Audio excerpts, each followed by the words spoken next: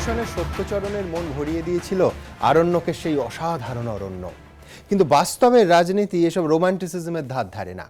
জঙ্গলের মনে কিংবা জঙ্গল মহলের মনে কি আছে সেটাই এখন লাখ টাকার প্রশ্ন। আর সেই প্রশ্নকে ঘিরে লোকসভা ভোটের আগে ক্রমশ চড়ছে রাজনীতির পারদ। আজ ঝাড়গ্রামে দাঁড়িয়ে সাম্প্রদায়িকতা থেকে গণপিটুনি, একের পর এক ইস্যুতে বিজেপিকে তীব্র আক্রমণ করলেন মমতা বন্দ্যোপাধ্যায়। উল্টো দিকে দিলীপ ঘোষের কটাক্ষ, কারা আসল কারা নকল মানুষ ঠিক বুঝতে পারছে। আজ আপনাদের দেখাবো বামেদের আইন অমান্য কর্মসূচি এবং রাজ্যের 3 বিরোধী নেতার গাড়িতে হামলার অভিযোগও। পাশাপাশি দেখাবো সংখ্যাগরিষ্ঠতা না থাকলেও রাজ্যসভায় ডেপুটি চেয়ারম্যান নির্বাচনে জিতলেন এনডিএ প্রার্থী, ফাটল ধরল বিরোধী ঐক্যে। তবে সবার আগে দেখব ঝাড়গ্রামে দাঁড়িয়ে বিজেপিকে তীব্র আক্রমণ মমতা বন্দ্যোপাধ্যায়ের। আমি হিন্দু মুসলমানের ভাগাভাগি করি না, শিখ খ্রিস্টান ভাগাভাগি করি না, এটা বিজেপি পার্টি করে।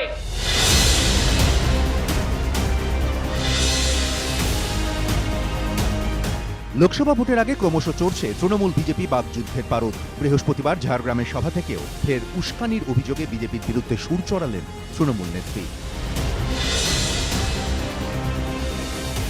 কখনো হিন্দুর সাথে মুসলমানের ঝগড়া লাগায়, কখনো শিখের সাথে খ্রিস্টানের ঝগড়া লাগায়। আমরা ভাগাভাগি করি না, আমি হিন্দু মুসলমানের ভাগাভাগি করি না, শিখ খ্রিস্টান ভাগাভাগি করি না, আদিবাসী মাহাতো ভাগাভাগি করি না, এটা বিজেপি পার্টি করে। 1 বছরে 300 জন করে লোক মার্ডার হয়েছে। সম্প্রতি দেশ জুড়ে একের পর এক গণপিটুনির ঘটনা ঘটেছে, এর মধ্যে অনেকগুলি বিজেপি শাসিত রাজ্যে। এদিন এ নিয়েও সরব হন মমতা বন্দ্যোপাধ্যায়। সারা দেশে দেখতে পাচ্ছেন তো লিঞ্চিং এর নাম করে কিভাবে দলিতদের উপর অত্যাচার হচ্ছে, আদিবাসীদের উপর অত্যাচার হচ্ছে, সংখ্যালঘুদের উপর অত্যাচার হচ্ছে। জঙ্গলমহলে পঞ্চায়েত ভোটের ফল দেখে পর্যবেক্ষকদের অনেকেই বলছেন তৃণমূলের আদিবাসী ভোট ব্যাংকে থাবা বসিয়েছে বিজেপি। এদিন জঙ্গলমহলের জেলা ঝাড়গ্রামে দাঁড়িয়ে সেই বিজেপির বিরুদ্ধেই আদিবাসীদের ভুল বোঝানোর অভিযোগ তুলেছেন মমতা। কখনো আদিবাসীদের গিয়ে ভুল বোঝায়, কখনো মাহাতোদের গিয়ে ভুল বোঝায়। মিটিং করছে আদিবাসী হাটাও মাহাতো বাঁচাও, ঝাড়গ্রামে মিটিং করছে আদিবাসী হাটাও মাহাতো হাটাও। এটা কি হচ্ছে আমি বুঝতে পারছি না। এক এক জায়গায় এক এক রকম, আমরা এটা করি না। পাল্টা তোপ দেখেছে বিজেপিও। আদিবাসীরা আজকের নকল আদিবাসী প্রেমী থেকে সাবধান হয়ে গেছেন। তারা সাবধান থাকুন, ভরসা রাখুন, কারো কাছে বিক্রি হবেন না। পুরুলিয়াতে 3টে মার্ডার হয়েছে এবং ওনাদের প্রশাসন থেকে কজন ওখানে গেছে, 3টে লোককে হ্যাং করে আমাদের পঞ্চায়েতের বিজেপি আমাদের সদস্য তাদেরকে ঝুলিয়ে দেওয়া হয়েছে। এরপরে উনি বলবেন আদিবাসীদের মধ্যে ঝগড়া লাগিয়ে দেওয়া হচ্ছে। পর্যবেক্ষকদের একাংশের মতে লোকসভা ভোট যত এগিয়ে আসবে ততই চড়বে এই বাকযুদ্ধের পারদ, তপ্ত হবে রাজনীতির রণক্ষেত্র। আশাবুল হোসেন, দীপক ঘোষ ও মনোজ বন্দ্যোপাধ্যায়, এবিপি আনন্দ। প্রণয়বাবুকে দিয়ে শুরু করব। প্রণয়বাবু, আজকে যে নতুন অভিযোগটা উঠেছে মুখ্যমন্ত্রী মঞ্চের ওপর দাঁড়িয়ে করেছেন সেটা হচ্ছে 7 বছর কোনো অশান্তি হয়নি, মাওবাদীদের ঢোকানোর চেষ্টা হচ্ছে এবং ঝাড়খণ্ড থেকে, মানে ধরুন পঞ্চায়েত ভোটের আগে ঝাড়খণ্ড থেকে লোক ঢুকিয়ে আপনারা অশান্তি পাকানোর চেষ্টা বারবার তৃণমূল নেতারা মুখ্যমন্ত্রী সহ অভিযোগ করেছেন। এবার কিন্তু অভিযোগ আরও গুরুতর যে পঞ্চায়েত ভোটে জেতার পর লোক ঢুকিয়ে মাওবাদীদের ঢুকিয়ে অশান্তি পাকাচ্ছেন, আবার নতুন করে খুঁড়ে তুলছেন অশান্তি। দেখুন, মাওবাদীদের সবচেয়ে ভালো চেনেন মুখ্যমন্ত্রী, আর মাওবাদীরাও মুখ্যমন্ত্রীকে ভালো চেনেন। আপনারা জানেন শিলাদিত্য জিজ্ঞেস করেছিল সারের দাম বাড়ছে কেন, সে মাওবাদী হয়ে গেল, জেল খেটে এলো। কামদুনি ঘটনার পরে ওই যারা প্রতিবাদ করেছিল তারা মাওবাদী হয়ে গেল। অর্থাৎ মুখ্যমন্ত্রীর সংঘাতে যারা প্রতিবাদ করবে, যারা বলবে যে শাসন ক্ষমতায় যারা আছেন তাদের প্রশাসন এখানে চলছে না, তারা মাওবাদী হবে মুখ্যমন্ত্রীর কথায়। আর মাওবাদীরা কীরকম মুখ্যমন্ত্রীকে চেনেন, সংবাদপত্রের একটা ছবি বেরিয়েছিল, ওই এখন যিনি জেল কাটছেন দেশদ্রোহিতার অভিযোগে তার মোটরসাইকেলের পিছনে মুখ্যমন্ত্রী ঘুরছেন যখন বিরোধী নেত্রী ছিলেন, ছত্রধর মাহাতো। অর্থাৎ এই যে মাওবাদীদের সাথে তৃণমূলের এই যে যোগাযোগ, এবং আপনাদের এর আগে স্টুডিওতে আমি একটা ছিলাম, একজন মাওবাদী নেতা সে এখন পুলিশ প্রোটেকশন নিয়ে ঘুরছে, সে আত্মসমর্পণ করছে। তারা বলছে যে যত মাওবাদী ছিল আত্মসমর্পণ করে তাদের অধিকাংশ চাকরি হয়ে গেছে, তারা আজকে সেখানকার তৃণমূলের নেতা। অর্থাৎ প্রতিবাদ করলে তারা মাওবাদী মুখ্যমন্ত্রীর সংজ্ঞা অনুযায়ী। না, মানে বিজেপির পলিটিক্সটা কিন্তু এই মুহূর্তে বহিরাগতদের উপর একটু চোট দিচ্ছে।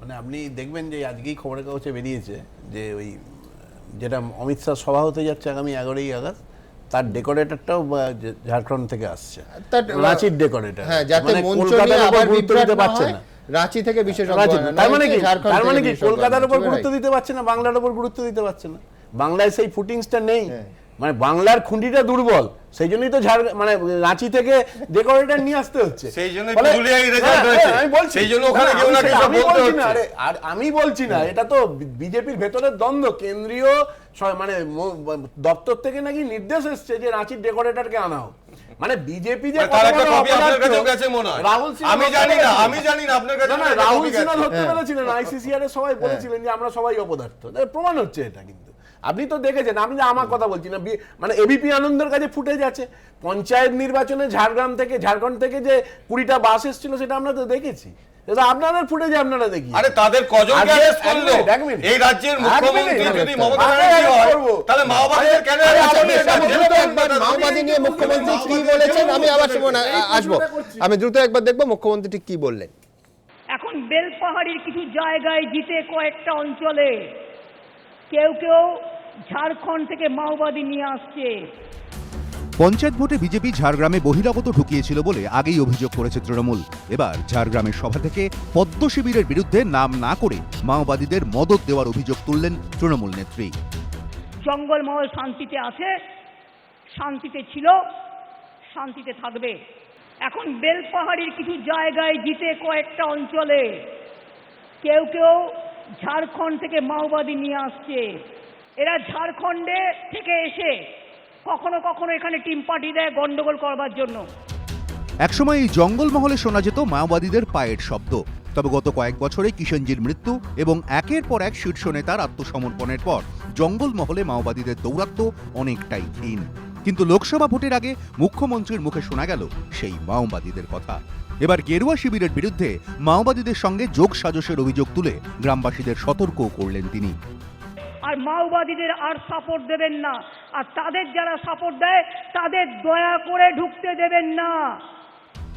পাল্টা তৃণমূলের বিরুদ্ধে সুযোগ বুঝে মাওবাদীদের ব্যবহারের অভিযোগ তুলেছে বিজেপি। উনি মাওবাদীদেরকে নিয়ে কাজ করেছেন, জিতেছেন ওদের কাঁধে ভর দিয়ে। কিষণজিকে এনকাউন্টার করে মেরে দেওয়া হয়েছে ডেকে নিয়ে আসে। তো এই ধরনের ইউজ অ্যান্ড থ্রো পলিটিক্স, এই ধরনের দেশ বিরোধী শক্তির সঙ্গে হাত মেলানোর পলিটিক্স, আজকে আবার জামাত, সিমি, জেএমবির সঙ্গে হাত মেলাচ্ছেন।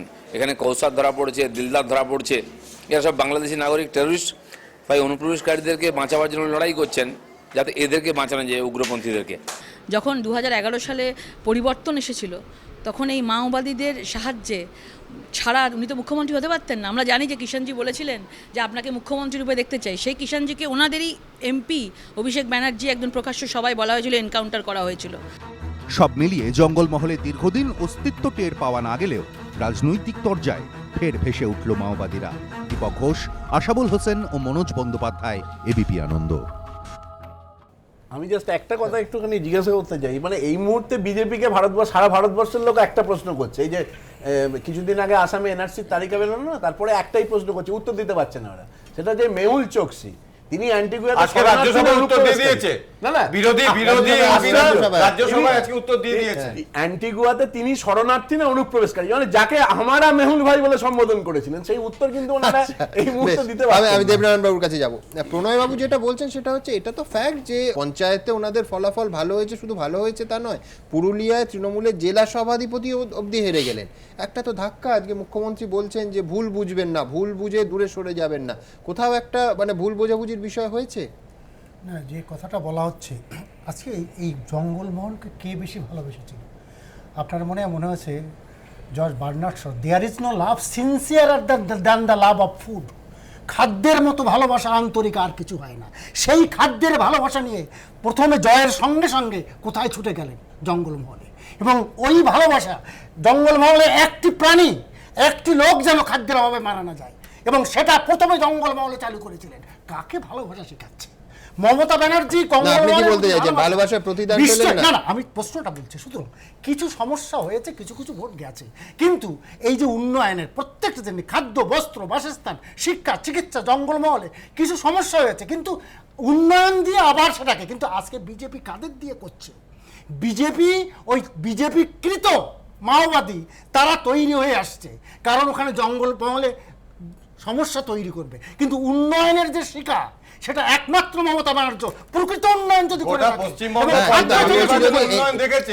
যদি এইভাবে আপনি যা বলছেন মাওবাদীরা ঝাড়খণ্ড থেকে আসে, এ তো রাজ্য পুলিশের না না ব্যর্থতা। শুনুন ব্যর্থতা বলুন আর যা বলুন, কিছু কিছু সমস্ত জিনিস এটা তো যদি- border না, নয়, না, এটা সমস্ত BSF এর জিনিস ব্যাপার যদি নয়, tight এটা করা রাজ্য যেত, পুলিশ। তাহলে সব সময় সমস্ত জিনিস যে পূর্ণ ইয়ে করা যায় এটা কখনো যায় না। কিন্তু আমার প্রশ্ন, যে জিনিসটা করছে এটা তো ক্রিয়েটিভ, ওই লোকগুলোর সঙ্গে বিজেপি টাই আপ করে। কিন্তু আমার প্রশ্ন হচ্ছে উন্নয়নটা আজকে জঙ্গলমহলে যেটুকু ঘটেছে, আজকে 200 বছরের ইতিহাসে হিসাব করুন তো, জঙ্গলমহলে যেটুকু উন্নয়ন ঘটেছে তার কণা মাত্র কখনো ঘটেছিল? এবং সে প্রথম থেকে শুরু করেছে মমতা ব্যানার্জি। অন্তর যদি থাকে একমাত্র মমতা ব্যানার্জির আছে, এটা অস্বীকার করে Fair enough. চলবে না।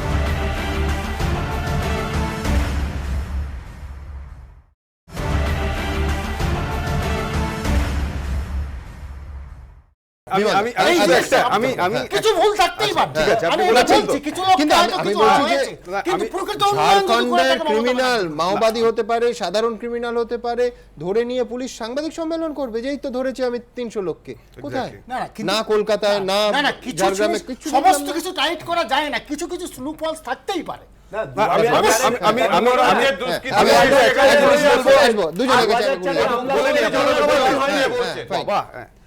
যে মানে মডেলটা তো একই দেখতে পাচ্ছি, যে প্রতিবাদী হলে কেন্দ্রীয় স্তরে হচ্ছে দেশদ্রোহী হয়, আর এখানে রাজ্যে প্রতিবাদী হলে মাওবাদী হয়। আমি এই কারণে বলছি, উনি যে খাদ্যের কথা বললেন বার্নার্ডশার উদাহরণ দিয়ে, এই সংবাদ মাধ্যমে কয়েকদিন আগে প্রকাশিত হয়েছে যে আমরা যখন দেখলাম যে দিল্লিতে অনাহারে মারা গেল 3টি বাচ্চা, তার 3 দিনের মাথায় পশ্চিমবঙ্গ থেকে একটা পরিবার স্বেচ্ছামৃত্যুর আবেদন জানিয়েছে মুখ্যমন্ত্রীর কাছে যে তারা খেতে পাচ্ছে না, এবং তারা এই জঙ্গলমহলে। আপনি যদি বলেন যে জঙ্গলমহল হাসছে এই বিজ্ঞাপন যারা দিয়েছিলেন, এটা একটা রাজনীতি। আবার বলছি জঙ্গলমহল হাসছে এটা যারা অন্য বিষয়। বিজ্ঞাপন, না খাদ্যের অভাবের জন্য নয়। আবার খাদ্য বলছি, কিন্তু খাদ্যের তুলে অভাবের দেওয়া জন্য হয়। নয়। না, এই এবার আবার জিনিসটা বলছি বলবো। আচ্ছা, যে আমি বলবো বিষয়টা যে খাদ্যের একটাই অভাব জায়গা, তৈরি যে করবে এবার না না। তাহলে এবার মাওবাদীর যে ডিজাইনটা চলে না, আসছে, এইটা আমি একটা বলছি আপনারা তৈরি যে করছেন। এই মাওবাদীদের কারা ব্যবহার করেছিল। একটা সময় তো বলা হতো কোনো মাও নেই ম্যাও নেই আমাদের গোটা রাজ্য জুড়ে, সেখানে দেখেছিলাম আজকের যারা শাসক দল তারা ব্যবহার করেছিল মাওবাদীদের ক্ষমতায় আসার জন্য। এবং এই মাওবাদী কারা ছিলেন, একটা সময় ছিল এই রসিকতা যে দিনে যারা তৃণমূল কংগ্রেস, রাতে তারা মাওবাদী, বা রাতে যারা মাওবাদী, দিনে তারা তৃণমূল কংগ্রেস। আমি আবার বলছি যে এখানে প্রশ্ন, যখন তারা ক্ষমতায় জিতে আসলেন, যখন কিষাণজি বলেছিলেন যে তারা মুখ্যমন্ত্রী হিসেবে মমতা ব্যানার্জিকেই দেখতে চান, ইট ওয়াজ এক্সপেক্টেড যে সেই মানুষগুলো খাওয়া পড়া পাবেন, এবং তৃণমূলের এই 7 বছরে তাহলে তারা পাননি, এটা প্রমাণিত হচ্ছে। যতই আপনি উন্নয়নের ধ্বনি দিন না কেন, নবান্ন থেকে রাইটার্স থেকে, সেই উন্নয়নের এই উন্নয়ন যায়নি। যদি না গিয়ে থাকে তাহলে মানুষ এইভাবেই হাসবে। যদি মানুষ না গিয়ে থাকে উন্নয়ন, এইভাবেই হাসবে। কিন্তু আমি বিমলদার কাছে যাবো, শুভঙ্করবাবুর কাছে যাবো, দ্রুত একবার দেখাবো যে আজকে এই পরিস্থিতিতে পঞ্চায়েত ভোটের কথা বারবার স্টুডিওর আলোচনায় উঠে আসছে। পঞ্চায়েত ভোটের ফলাফলটি কি হয়েছিল, কেন বিজেপি মনে করছে যে এখানে জঙ্গলমহলে তাদের যে দলের ভিত্তি, রাজনৈতিক ভিত্তিটা, সেটা দৃঢ়তর হয়েছে। যুক্তি পাল্টা যুক্তি পাশাপাশি। ভুল বুঝবেন না কারো কথা শুনে। একটা লোকালি কোনো ভুল হলেও সেটা বলবেন, আমরা সংশোধন করে দেবো, কিন্তু ভুল বুঝে কখনো দূরে সরে থাকবেন না। এবারের পঞ্চায়েত ভোটে জঙ্গলমহলে অপেক্ষাকৃত খারাপ ফল হয়েছে তৃণমূলের, উল্টো দিকে ভোট বাড়িয়েছে বিজেপি। এই প্রেক্ষিতে লোকসভা ভোটের মুখে জঙ্গলমহলের জেলা ঝাড়গ্রামে মমতা বন্দ্যোপাধ্যায়ের মুখে বারবার শোনা গেল এই বার্তা, আমাদের ছাড়া আর কাউকে বিশ্বাস করবেন না।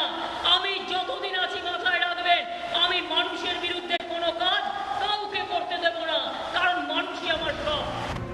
জঙ্গলমহলে তৃণমূল সরকার কি কি উন্নয়নের কাজ করেছে এদিনের সভা থেকে তাও বলেন মমতা বন্দ্যোপাধ্যায়। ঝাড়গ্রাম জেলা আপনারা জানেন আমরা তৈরি করেছিলাম, মানুষ সম্মান পেয়েছেন। ঝাড়গ্রামে নতুন স্টেডিয়াম কারা তৈরি করেছে? আমরা তৈরি করেছি। মাল্টি সুপার হসপিটাল গোপীতে বলুন, নয়াগ্রামে বলুন, ঝাড়গ্রামে বলুন, কারা তৈরি করেছে? আমরা তৈরি করেছি। ঝাড়গ্রাম আজকে পাচ্ছেন নতুন বিশ্ববিদ্যালয়, বাইরে যাওয়ার প্রয়োজন নেই। জঙ্গলমহলের ছেলেমেয়েরা, ঝাড়গ্রামের ছেলেমেয়েরা এখানেই সুযোগ পাবেন। যদিও এ নিয়ে পাল্টা কটাক্ষ ছুড়ে দিয়েছে বিজেপি। হসপিটাল বানানি, হসপিটাল বিল্ডিং বানিয়েছেন, ডাক্তার নেই, ওষুধ নেই, কিছু নেই। তো সব কিছু খালি চালাকি, ধোকাবাজি, নীল সাদা রং করে বিল্ডিং খাড়া করেছেন, কোনো কাজই হয় না। বিরোধীদের অভিযোগ, তৃণমূলের দুর্নীতির জেরে বহু ক্ষেত্রেই সরকারি প্রকল্পের সুবিধে থেকে বঞ্চিত হচ্ছেন গরিব আদিবাসীরা, তাদের প্রাপ্য চলে যাচ্ছে তৃণমূল নেতাদের ঘরে। এই প্রেক্ষাপটে তাৎপর্যপূর্ণ বার্তা শোনা গেছে তৃণমূল নেত্রীর গলায়। সংকীর্ণতাকে কোনো জায়গা নেই। 2 টাকা কিলো চাল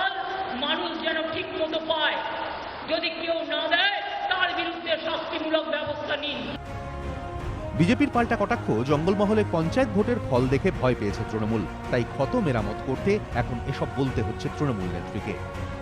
পঞ্চায়েতের সন্ত্রাসে জঙ্গলমহল যে পুরো বেলটা, এটা প্রথম প্রতিবাদ জানিয়েছে। বিশ্ব আদিবাসী দিবসে গিয়ে বড় বড় মিথ্যা কথাগুলো এগুলো আর শোভা পায় না, কারণ একটা ইট পেতেই উনি একটা কলেজ করে ফেলেন, একটা ইট পেতেই উনি ইউনিভার্সিটি করে ফেলেন, একটা ইট পেতেই উনি শিল্প করে ফেলেন। জঙ্গলমহল হাসছে বলে যে উনি চোখের জল উনি এই 7 বছরে বার করেছেন।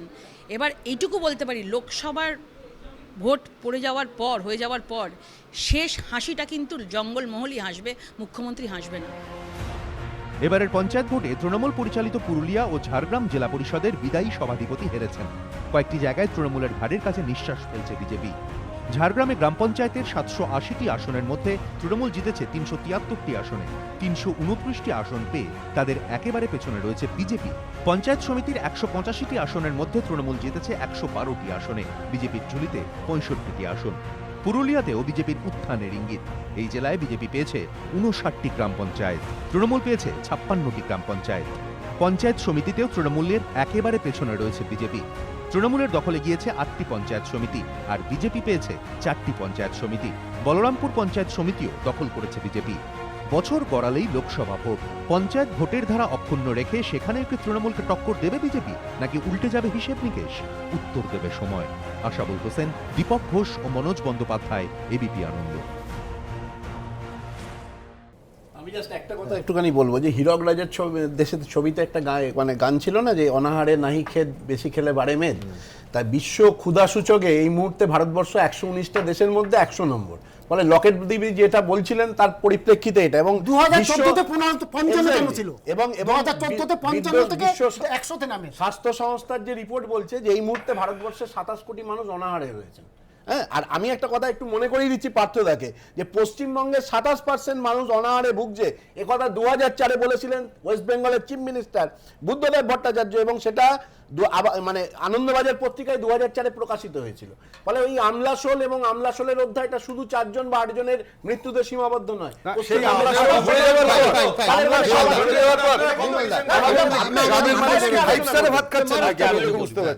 সেটা হচ্ছে আমার ভালো লাগছে, কারণ আমি নিজে পশ্চিম মেদিনীপুরের মানুষ, না চাইলে জঙ্গলমহল নিয়ে এত আলোচনা, বেশ ভালোই লাগছে। প্রথম কথা হচ্ছে, একটা সময় নকশালরাও নিজেদের মাওর ফলোয়ার বলতে পছন্দ করতো, এখন কিন্তু কেউ বলে না। আর মাওবাদী শব্দটা এখন একটা প্রেজরেটিভ টার্ম হয়ে গেছে, নিন্দাসূচক শব্দ আর কি, সবাই ভয় পায়।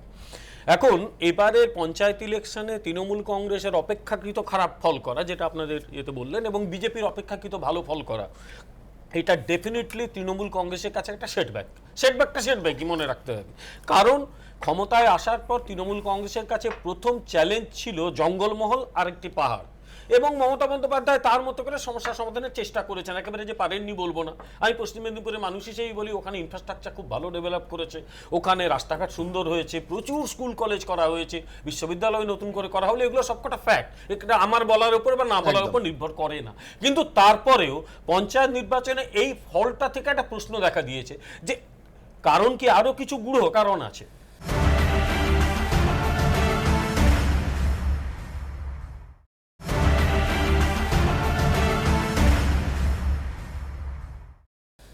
আনন্দবাজার পত্রিকায় 3 দিনের একটা 3টে পরপর রিপোর্ট করেছিল, খুব খেটেখুটে রিপোর্টটা করেছিল। সেখানে বোঝা যাচ্ছিল যে উন্নয়ন পৌঁছে দেওয়ার যারা কাজ করছে, গোলমালটা ওই জায়গা থেকে যাচ্ছে। যারা উন্নয়নটাকে পৌঁছে দেবে মানুষের কাছে, গোলমালটা ওখানে থেকে যাচ্ছে। ফলে মানুষ কিন্তু ক্রমশ ক্ষুব্ধ হচ্ছে, এবং যাদের বিরুদ্ধে অভিযোগ তারা পরাজিত হচ্ছে।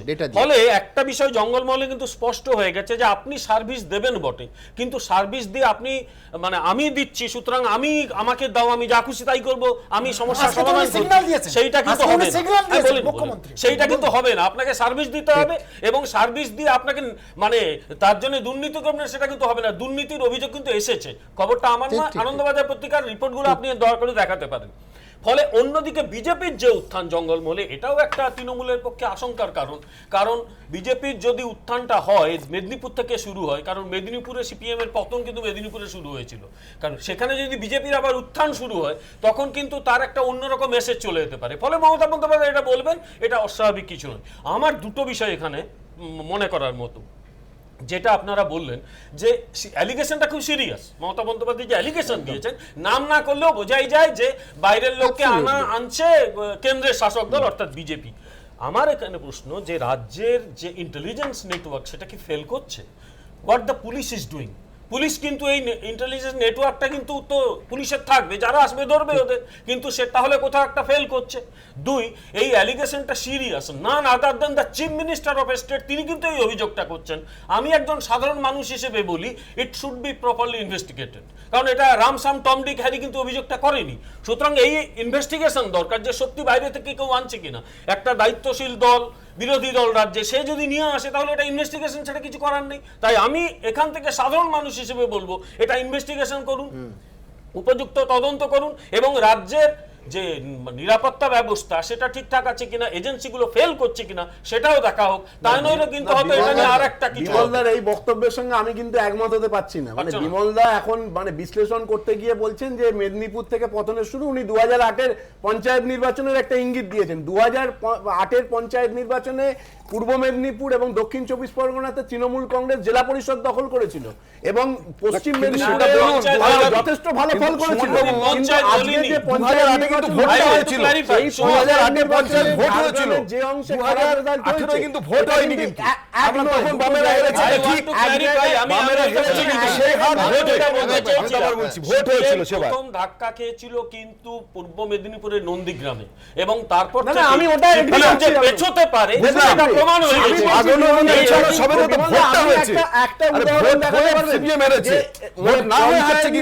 আমরা বামেদের বিরুদ্ধে অনেক অভিযোগ করি, কিন্তু কোন পঞ্চায়েত নির্বাচনে বাইরের রাজ্য থেকে বাসে করে লোক নিয়ে এসছে,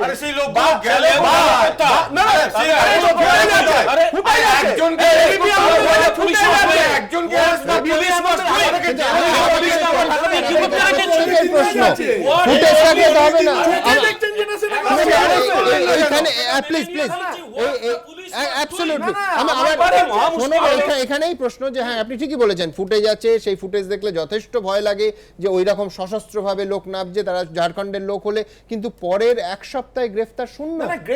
কেন ওই তিন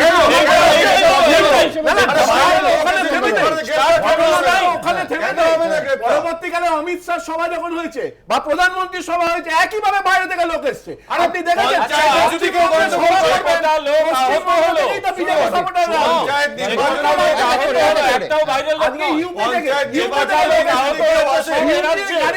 পশ্চিমবঙ্গে মেদিনীপুরের সভা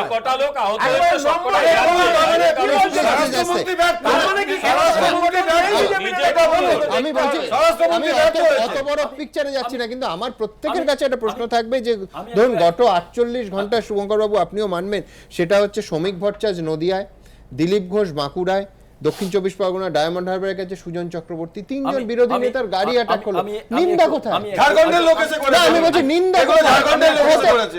আমি একটা কথাই জঙ্গলমহলে বলছি, অনেকে তো বললেন, আমি যতবার জঙ্গলমহলে গেছি, আমারও মেদিনীপুরে বাড়ি এবং আমি জঙ্গলমহলে প্রচুরবার গেছি, এখনো আমি জঙ্গলমহলে যাই। আপনাদের একটা কথা আমি বলি, জঙ্গলমহলে আগেও আমি যেতাম, একসঙ্গে বিমানবাবু আর আমি একই স্টিলে করে যেতাম। আপনাকে আমি বলি, জঙ্গলমহলের মানুষকে আপনি খাদ্য দিন, নিশ্চয়ই তাদের উন্নতি করুন, সমস্ত ঠিক আছে। তাদের যদি রাজনৈতিক স্বাধীনতা, যেটা ওই সময় আমরা কংগ্রেস যখন করছিল, পুরো কংগ্রেস, অন্যরা কেউ নেই, কমিউনিস্ট পার্টি যখন এলো তখন আর অন্য কোনো রাজনৈতিক দলকে কোনো জায়গা দিল না। তখন ওখানকার লোকেরা তারা কিন্তু শক্তি চাইল, তো কংগ্রেস সেখানে সেই লড়ার মতো শক্তি, যে বন্দুকের বিরুদ্ধে বন্দুক নিয়ে লড়ো, এটা কংগ্রেস করতে পারলো না।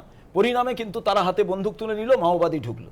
আজকেও কিন্তু বিজেপি ওখানে যে শক্তিটা পাচ্ছে, মমতা বন্দ্যোপাধ্যায় অনেক উন্নতি করেছেন, কিন্তু তারপরেও যে স্পেসটা দেওয়ার দরকার, রাজনৈতিক স্পেস, এই যে ব্যাখ্যা হচ্ছে, আমি এর সব ব্যাখ্যার সঙ্গে সেই বিরোধী স্পেস যখন পেল না, নিশ্চয়ই তৃণমূলের কিছু চুরি হচ্ছে, তারা পৌঁছে দিচ্ছে না খাদ্য যেটা যাচ্ছে, তা বাদে রাজনৈতিক স্পেস যখন তারা পেল না, আগে যেটা মাওবাদীদের হাত থেকে অস্ত্রটা নিত, এখন তারা কিন্তু সেই বিজেপি একটা শক্তি, বড় শক্তি, আমি বলছি না বিজেপি হাতে অস্ত্র তুলে দিচ্ছে, কিন্তু বিজেপি এমন একটা শক্তি যারা কেন্দ্রে আছে, যারা লড়তে পারবে, এইরকম একটা বাসনায়, এবং প্লাস টাকা, আমি আপনাকে বলি প্লাস টাকা, এই যে পাম্পিং করার বিষয়টা সমস্ত জায়গায় গিয়ে রেজাল্টটা আজ ভিন্ন হয়েছে। আমি বলেছি, অনেক বলেছেন, আর দেখুন এখানে বহু লোক শুনছে, তার বাস্তবায়িত হওয়া দরকার। একদিনও জাননি জঙ্গলমহলে বিশ্লেষণ করতে বসছেন, শুধু পেপার পত্র দিয়ে বিশ্লেষণ করলে হয় না। ওখানে শামুক খায়, খেয়ে কাঁধে করে আপনাদের চন্দ্রিমা ভট্টাচার্যকে জিজ্ঞেস করবেন, আমার সঙ্গে সে এক জায়গায় গেছিল, আম পাড়তে গিয়ে রেপ হয়ে যায়। আপনি একটা ঘর থেকে কত দূরে আপনারা জানেন? এখন রাস্তাঘাট সব হয়েছে, কিন্তু রাজনৈতিক যে স্পেসটা সে সময় কমিউনিস্ট পার্টির থেকে পাইনি। আমরা আশা করেছিলাম যে তৃণমূল সেই স্পেসটা মানুষকে দেবে, খাওয়ার সঙ্গে সঙ্গে মানুষ তার স্বাধীনতা চায়। এখানে আপনারা বলেন যে উন্নয়ন দাঁড়িয়ে আছে তাই পঞ্চায়েত নির্বাচন হয়নি, যেটা শিলচরে বিজেপির উন্নয়ন দাঁড়িয়েছিল তাই জন্য ইলেক্টেড রিপ্রেজেন্টেটিভরা ঢুকতে পারেনি। তো উন্নয়ন বিভিন্ন জায়গায় দাঁড়িয়ে থাকে, এটা নিয়ে বিষয় নয়, কিন্তু সব থেকে গুরুত্বপূর্ণ বাইরের লোক আসুক, ভেতরের লোক থাক।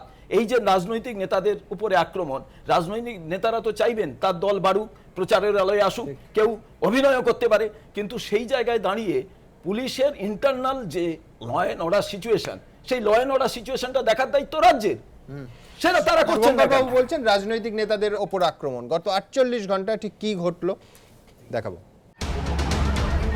কদিন আগে বিজেপি শাসিত অসমে তৃণমূলের জনপ্রতিনিধিদের হেনস্থার অভিযোগ ঘিরে তপ্ত হয়েছিল জাতীয় রাজনীতি। এবার বাংলায় 3 বিরোধী নেতার গাড়িতে হামলার অভিযোগ ঘিরে সরগরম রাজ্য রাজনীতি।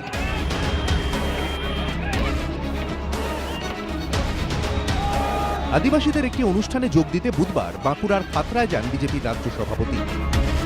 রাতে এক দলীয় কর্মীর বাড়ি থেকে হোটেলে ফিরছিলেন তিনি। অভিযোগ, সেই সময় মত্ত অবস্থায় তাঁর গাড়িতে হামলা চালায় তৃণমূল আশ্রিত দুষ্কৃতীরা। ইটের আঘাতে ভেঙে যায় গাড়ির কাঁচ।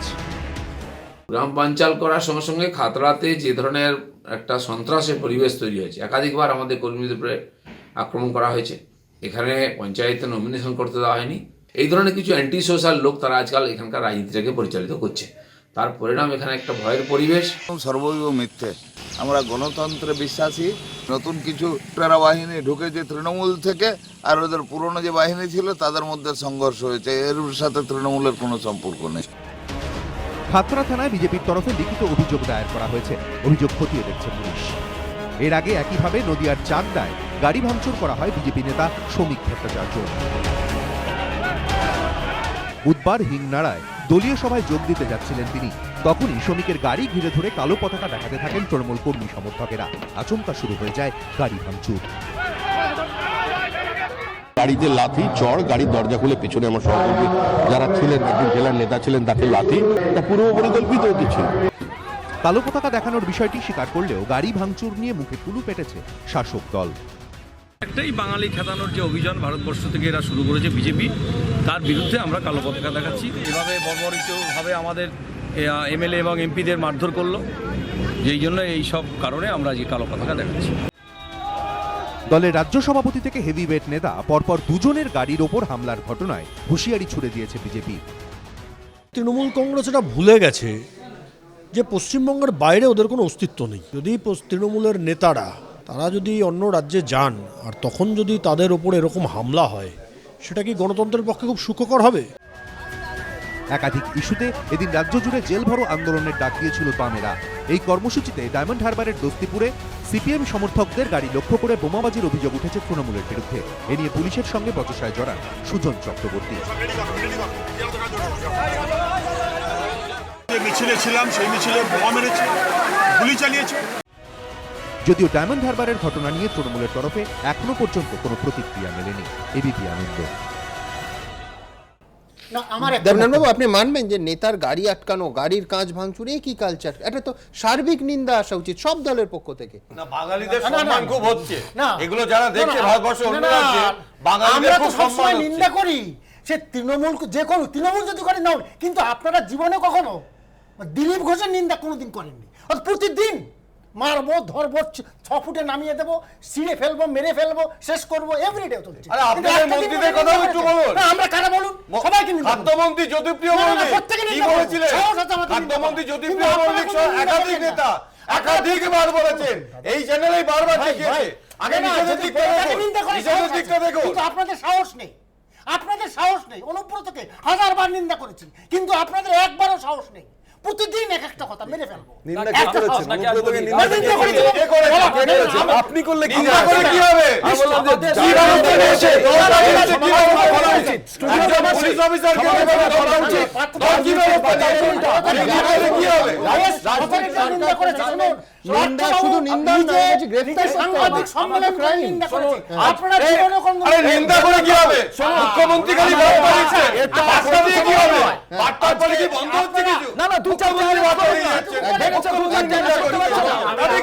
অ্যারেস্ট করা প্রয়োজন। আমার কথা যে আজ এরকম ইনসিডেন্টের পর যদি আজকে রাজ্য সরকার 2-3কে অ্যারেস্ট করে, এটা তো জানতে পারে না পুলিশ, এটা তো নয় এইরকম ঘটনা। মমতা বন্দ্যোপাধ্যায় তো একদিন আক্রান্ত হয়েছিল, মমতা বন্দ্যোপাধ্যায় তো এইভাবে আক্রান্ত হয়েছিল। মমতা বন্দ্যোপাধ্যায় চিফ মিনিস্টার হওয়ার আগে বিরোধী নেত্রী হিসেবে বার 5 আক্রান্ত হয়েছে।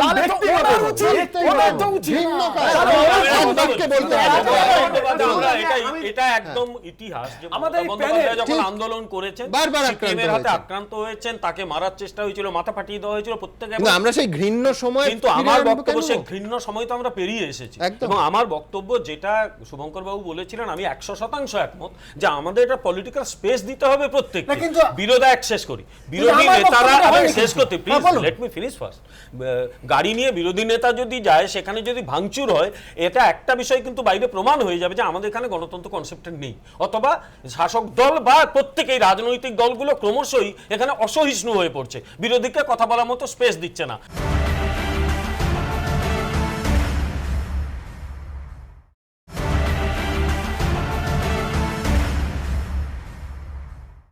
আমি একটা মানে দৃশ্য দেখে আমার খুব খারাপ লেগেছিল। পঞ্চায়েত নির্বাচনে বহরমপুরে কংগ্রেসের মুখ্য সচেতক মনোজ চক্রবর্তীকে পেটানো হচ্ছে, উনি আটকাচ্ছেন। আমি জানি না একটা লোককে অ্যারেস্ট করা হয়েছে কিনা, আমি মনোজ বাবুর সঙ্গে সব ব্যাপারে একমত হই তা নয়, কিন্তু তিনি তো একজন মাননীয় বিধায়ক, he is elected by the people.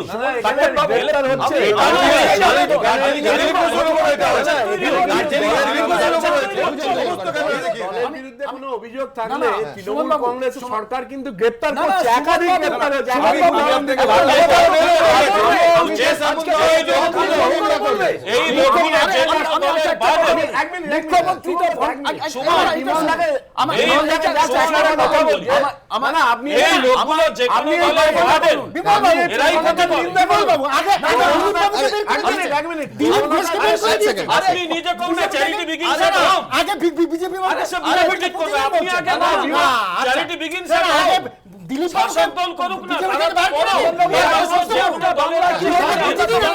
আমি একটা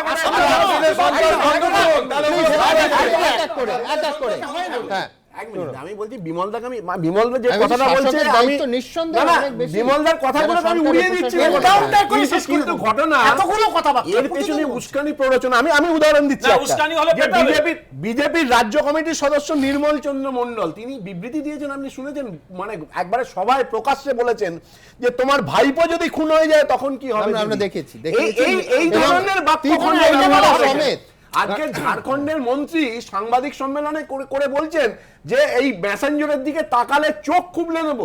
আপনি এই যে ইঙ্গিতগুলো, আপনি আজকে এই উস্কানির ঘটনাগুলো যেভাবে হেনস্থা হলো শিলচর এয়ারপোর্টে, যেভাবে তৃণমূলের প্রতিনিধি দল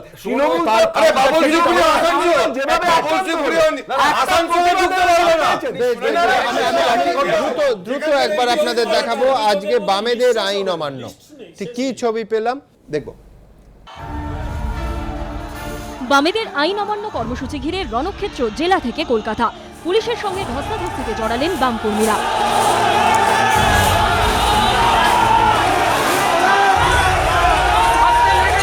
ব্যারিকেডের এপারে ওপারে চলল খণ্ডযুদ্ধ,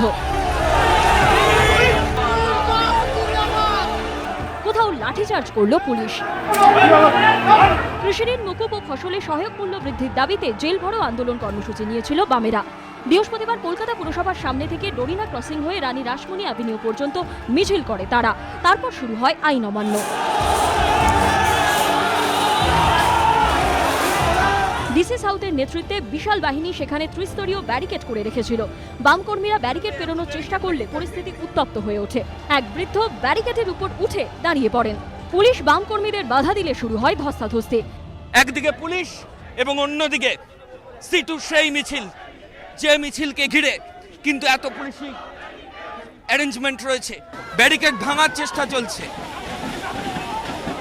তোলাবাজিটা বেআইনি তোলাবাজি চলছে, সিন্ডিকেটবাজি বেআইনি সিন্ডিকেটবাজি চলছে, কিন্তু মানুষ যদি তার জীবন জীবিকার কথা বলতে চায় তখন সেটা বেআইনি হয়। এই সরকার অমানবিক সরকার, এই সরকারের নীতি দমনমূলক নীতি, তাই তারা বেআইনি ঘোষণা করে। নরেন্দ্র মোদী সরকারের বিরুদ্ধে যখন আমরা লড়াই করি মমতা ব্যানার্জি সরকার তখন ভয় পায়, কারণ মমতা ব্যানার্জি সরকারও একইভাবে ওই নীতিকে সমর্থন করে এবং তারা চায় না যে আমরা নরেন্দ্র মোদী সরকারের বিরুদ্ধে আন্দোলন করি, তাই এত পুলিশ দিয়ে এই আন্দোলনকে দমন করার জন্য। সামনে ব্যারিকেড রয়েছে অনাদিরা, ওখানে কি আপনারা প্রতিরোধ করবে? পুলিশ আপনাদের আটকাবে? ভাঙবো, জেল ভরো, ভাঙবো, ভেঙে আমরা জেলে যাব। জেলাতেও এদিন আইন অমান্য কর্মসূচি ঘিরে পরিস্থিতি উত্তপ্ত হয়েছে। হাওড়ার উলুবেড়িয়ায় মহকুমা শাসকের দপ্তরের সামনে বামকর্মীরা ব্যারিকেড ভাঙলে পুলিশ লাঠিচার্জ করে, মাথা ফাটে এক বামকর্মীর। মিছিলের দিক থেকে উড়ে আসা ইটের ঘায়ে আহত হন এক সিভিক ভলেন্টিয়ার। হুগলির চুচুড়ায় ঘড়ি মোড়ে পুলিশ বামেদের মিছিল আটকালে পরিস্থিতি উত্তপ্ত হয়ে ওঠে।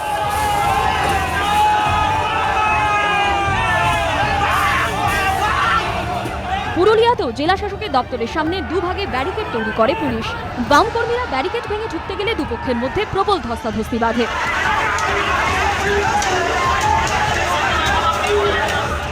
উত্তর দিনাজপুরের রায়গঞ্জেও বামকর্মীদের মিছিল জেলা শাসকের দপ্তরের সামনে পৌঁছলে পুলিশ তাদের বাধা দেয়। পুলিশের সঙ্গে ধস্তাধস্তিও বাধে বামকর্মীদের। জলপাইগুড়িতে জেলা শাসকের দপ্তরের সামনে দুটি ব্যারিকেড তৈরি করে পুলিশ। বামকর্মীরা দ্বিতীয় ব্যারিকেডটি ভেঙে ফেলতেই পুলিশ এগিয়ে আসে। বামকর্মী ও পুলিশের মধ্যে ধস্তাধস্তিও বাধে। এবিপি আনন্দ।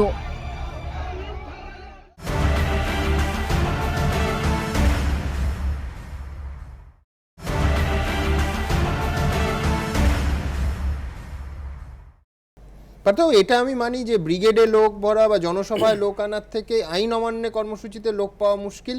সেখানে লোক শুধু হয়েছে না, বিভিন্ন জেলা থেকে এসছে, কিন্তু এই ভিড় শেষ পর্যন্ত ভোটে টার্ন করানো যাবে? মানে যেখানে বিরোধী দল হিসেবে এত দ্রুত বিজেপি উঠে আসছে, মানে রানী রাসমণির ব্যারিকেড তো ভাঙলো, কিন্তু বিরোধী দল হিসেবে ব্যারিকেড ভেঙে এগোতে পারবে বামেরা? আসলে ওই যে ভিড়, সব যা আপনি বললেন, সব ভিড়কে ভোটে পরিণত করা, সেটাও তো একটা প্রসেস। সেই প্রসেসের মধ্যে দিয়ে বামেরা যায় কেন? বামেদের টিপিক্যাল অ্যাপ্রোচ অফ ক্যাম্পেইন আপনি যদি কখনো দেখেন, যে ওই রথে করে ভোট আর্ন করা না, রাদার পথে পথে নেমে ভোট আর্ন করা, এটা হচ্ছে মেজর অ্যাপ্রোচ।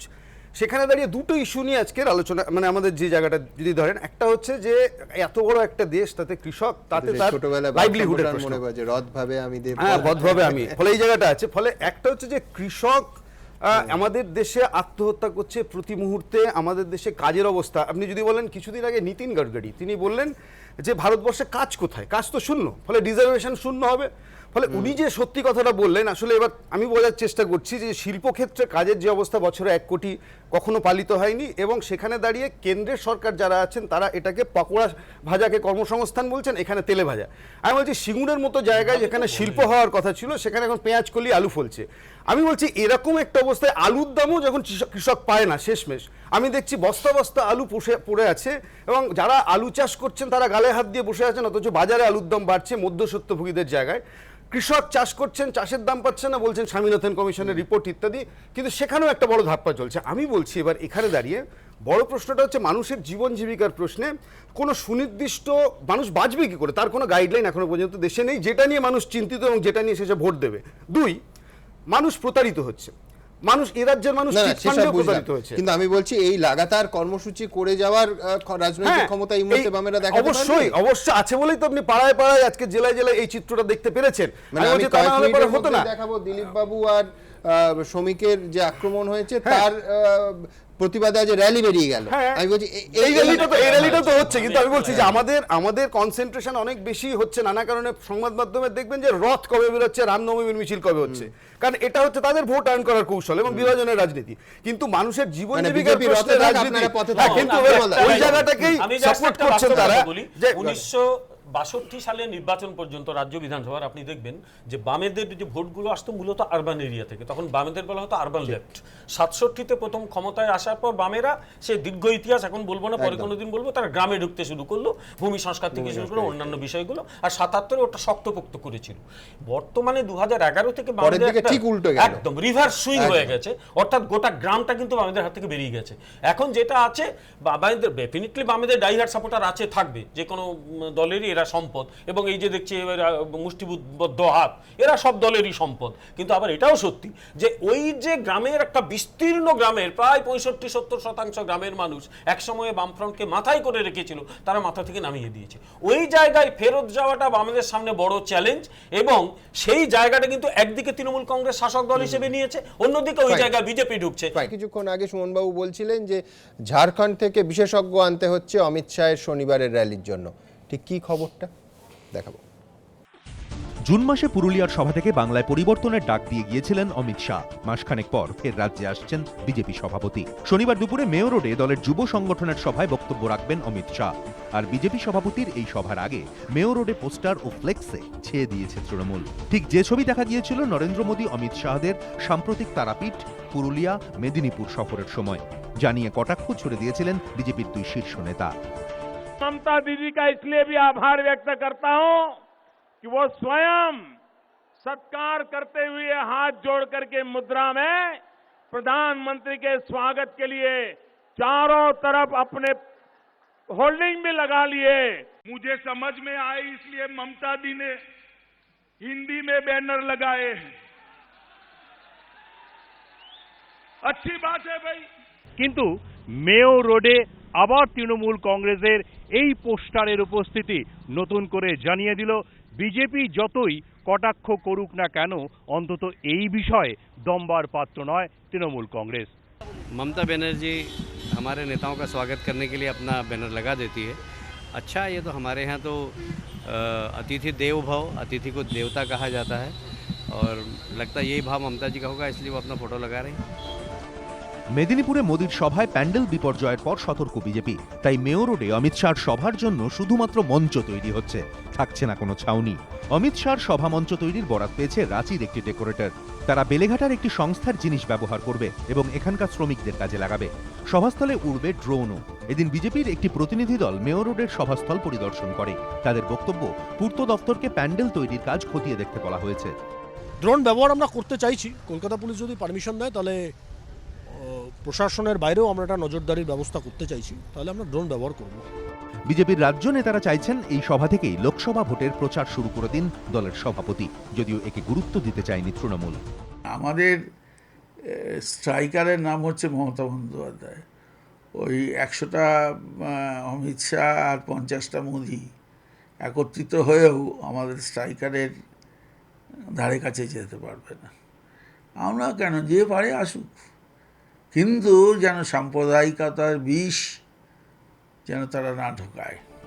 সূত্রের খবর, জাতীয় নাগরিক পঞ্জি নিয়ে দলের অবস্থান স্পষ্ট করার পাশাপাশি রাজ্যের একাধিক ইস্যু নিয়ে তৃণমূলকে নিশানা করবেন অমিত শাহ। কলকাতা সংলগ্ন জেলাগুলির কাছে বার্তা গিয়েছে 10,000 জন করে সমাবেশে আনতে হবে।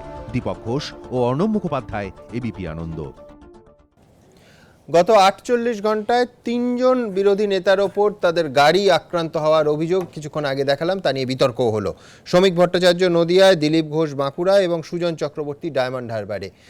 শ্রমিক ভট্টাচার্য এবং দিলীপ ঘোষের ওপর আক্রমণের প্রতিবাদে বিজেপি র্যালি বা প্রতিবাদ মিছিল বের করেছে এই মুহূর্তে কলকাতায়। সেখানে রয়েছে আমাদের প্রতিনিধি দীপক ঘোষ। আমি সরাসরি চলে যাব দীপকের কাছে। দীপক, এই মুহূর্তে সেই র্যালি কোথা থেকে কোথায় যাবে, এবং শুধুই কি শ্রমিক ভট্টাচার্য এবং দিলীপ ঘোষের যে আক্রমণের অভিযোগ তাই নিয়ে তার প্রতিবাদে এই র্যালি? দীপক। একদমই তাই। আজকে দুপুরের পরেই সিদ্ধান্ত হয় যে প্রতিবাদ মিছিল বের হবে এবং নেতৃত্ব দেবেন কৈলাস বিজয়বর্গীয় এবং রাহুল সিংহ। তারা মিছিল শুরু হয়েছে বিজেপি অফিসের সামনে থেকে, এই মিছিল যাবে ধর্মতলা পর্যন্ত। আমরা রাহুল বাবুর সাথে কথা বলে নেব এই মুহূর্তে। আপনাদের মিছিলটা মূলত কি কারণে আসছে? অমিত শাহজি 11 তারিখে কলকাতায় আসছে এবং এখানে গণতন্ত্র শেষ, সেই কারণে অন্ধকারের রাজত্ব চলছে। সেই অন্ধকার থেকে আলোয় উদ্ভাসিত করার প্রতিজ্ঞা নেওয়ার জন্য আজকে আমরা এই মশাল মিছিল বের করেছি এই অন্ধকারের সময়, কারণ বাংলারও এখন অন্ধকার চলছে, সেই অন্ধকার থেকে আলোতে নিয়ে যাব বাংলাতে, তারই শপথ নেওয়ার জন্য আগামী 11 তারিখ কেন্দ্রীয় সভাপতি অমিত শাহজির সভায় সেই শপথ আরো জোরদার করবার আহ্বান নিয়ে আজকে আমরা এই মিছিল করছি। এর আগেও দেখা গেছে যে বহুবার আপনাদের নেতাকর্মীদের উপর আক্রমণের ঘটনা ঘটেছে, কিন্তু কলকাতার বুকে এই ধরনের মশাল মিছিল অতীতে দেখা যায়নি। আজকে ওই ঘটনা নিয়ে সামনে রেখে এই মশাল মিছিলের আয়োজনের উদ্দেশ্যটা কি আজকে? না, মশাল মিছিলের উদ্দেশ্য এটাই যে সব সময় তো সমস্ত প্রোগ্রাম হয় না। আজকে যেভাবে তৃণমূল কংগ্রেস গণতন্ত্রকে হত্যা করছে, সেই গণতন্ত্রকে ফেরানোর দায়িত্ব নিয়ে অগ্নি সাক্ষী করে আজকে আমরা এই মিছিলে পা মেলাচ্ছি, যেটা আগামী দিন আমাদের এই রাজ্যে গণতন্ত্র ফিরিয়ে আনা, গণতন্ত্র প্রতিষ্ঠা। অর্থাৎ কোথাও একটা এই যে অমিত শাহের সভা, তার একটা ওয়ার্ম আপ, তার সমর্থকদের ওয়ার্ম আপ করার একটা প্রস্তুতি আছে। কৈলাস বিজয়বর্গীর কাছে যাব। पीछे मकसद क्या है, कारण क्या है? आज क्रांति दिवस है 9 अगस्त। हम पंजाब पश्चिमी बंगाल में प्रजातंत्र की स्थापना के लिए अमित शाह जी 11 तारीख को आ रहे हैं, उनको सुनने के लिए सब लोग आए, इसका निमंत्रण भी है और साथ ही कार्यकर्ताओं का संकल्प भी है कि पश्चिमी बंगाल से हिंसा समाप्त हो, प्रजातंत्र की स्थापना हो, इसका संकल्प भी है। और हम प्रजातंत्र की स्थापना के लिए संकल्पबद्ध हैं। कितना भी जोर जुल्म हमारे ऊपर होगा, हम प्रजातंत्र की स्थापना करेंगे। অর্থাৎ সম্প্রতি যে ঘটনা ঘটেছে, আক্রমণের ঘটনা ঘটেছে, তাকে সামনে রেখে তৃণমূল এ রাজ্যে হিংসা সন্ত্রাস কায়েম করছে। ধন্যবাদ দীপক। সুমন বাবুর কাছে যাবো। আবার লক্ষণীয় বিষয় একটা তো প্রতিবাদের পাশাপাশি যেটা আছে একটা নিজস্ব ওয়ার্ম আপ, যে অমিত শাহের শনিবারের সভা, তার জন্য ওয়ার্ম আপ করছে। Fair end. আমি খানিকক্ষণ আগে পার্থবাবুকে যেটা বলছিলাম সেটা হচ্ছে প্রম্পটনেস, ইস্যু ধরে রাস্তায় নেমে পড়া। বিরোধী দল হিসেবে এগোচ্ছে বলবেন? না, বিরোধী দল হিসেবে এগোচ্ছে কিনা তার দায়িত্ব তো কিছুটা পার্থবাবুর, কিছুটা শুভঙ্কর বাবুদের, কারণ যারা আগে বিজেপি স্পেসটা দখল করে রেখেছিলেন কেন তাদের হাত থেকে বেরিয়ে যাচ্ছে। সুমন বাবু আইন শৃঙ্খলার অবনতি, গাড়ি ভেঙে দিচ্ছে, তার জন্য মিছিল করবে রাহুল সিনহা। আচ্ছা, তাদের দলে শুভঙ্কর বাবু আর পার্থবাবুর দলে জেতা এমএলএ এমপি গুলোকে যখন নিয়ে নিচ্ছে, সে তো তারা যদি সেই দলের উপর বিশ্বাস না রাখতে পারে তাহলে তার দায়টা তো তৃণমূল। আচ্ছা, সাধারণ কর্মীরা বিশ্বাস নাও রাখতে পারে, তাহলে চলে যাচ্ছে। কি তো লজিক এখানেও কাজ করে। একটু আগে গণতন্ত্রের মৃত্যুর কথা শুনছিলাম, তো এই রাহুল সিনহা বলছিলেন, কৈলাস বিজয়বর্গীয় বলছিলেন, ইউপিতে সমাজবাদী পার্টির ছাত্র নেত্রী, তার নাম হচ্ছে পূজা শুক্লা, সেই পূজা শুক্লার অবস্থা পুলিশ এত খারাপ করে দিয়েছিল, শুধু প্রধানমন্ত্রীর যে আসার সময় তাকে কালো পতাকা দেখানো হয়েছিল, তার বাড়িতে এতবার করে পুলিশ আসে, লজ্জায় 3 বার লখনৌতে সে বাড়ি চেঞ্জ করেছে। সমাজবাদী পার্টির আরেক সভাপতি দিগ্বিজয় সিং, তার জন্য এটা করছেন কি আপনারা? তারা মানে সেই জন্যই করছেন এটা? ওখান থেকে শিক্ষা নিয়েছেন কি? 4 বার বাড়ি পরিবর্তন করেছেন লখনৌ শহরে। সুতরাং এটা হচ্ছে বিজেপির গণতন্ত্র। আর বিজেপির গণতন্ত্র কিভাবে ভারতবর্ষের সংবিধানের উপর চেপে বসেছে, দল সরকারের উপর উঠে যায়। মোগলসরাই স্টেশনের যে অনুষ্ঠান হলো, সেই অনুষ্ঠানের বিজ্ঞাপনে রেল বিজ্ঞাপন দিচ্ছে, প্রথমে হচ্ছে অমিত শাহর ছবি, তার নিচে হচ্ছে যোগী আদিত্যনাথ এবং রেলমন্ত্রীর ছবি। অর্থাৎ আপনি ভেবে দেখুন যে দল মানে সরকার, মানে দল জিতে সরকারে আসার পর বিমলবাবু ভালো বলতে পারবেন যে সেখানে আর দলীয় সত্তা থাকে না, সরকারটা নিরপেক্ষ হয়ে ওঠে এবং সরকারের কিছু নিজস্ব নিয়ম রয়েছে। আপনি জানেন না?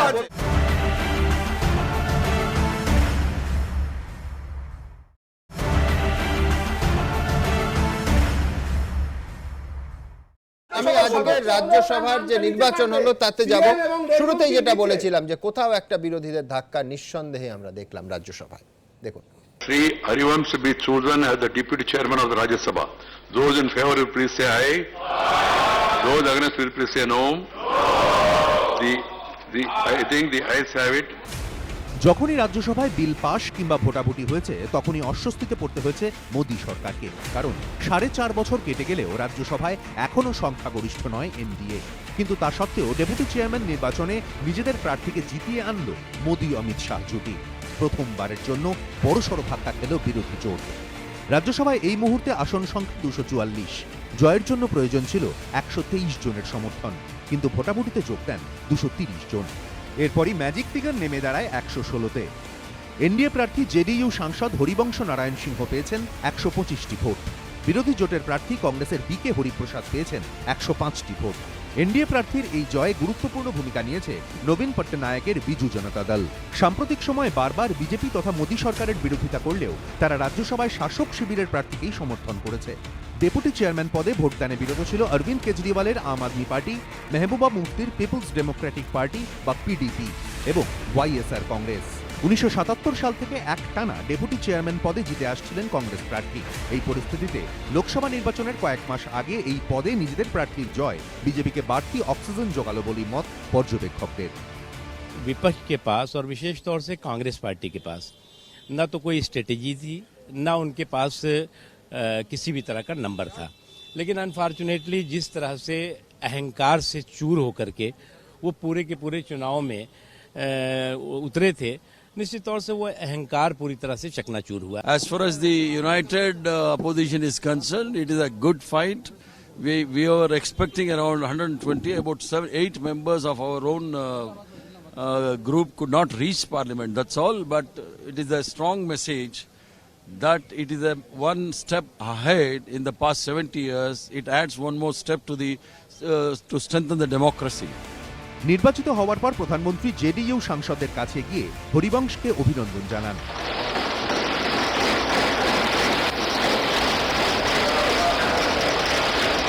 ज्यादातर ये सदन का हाल ये है कि जहां खिलाड़ियों से ज्यादा एम्पायर परेशान रहते हैं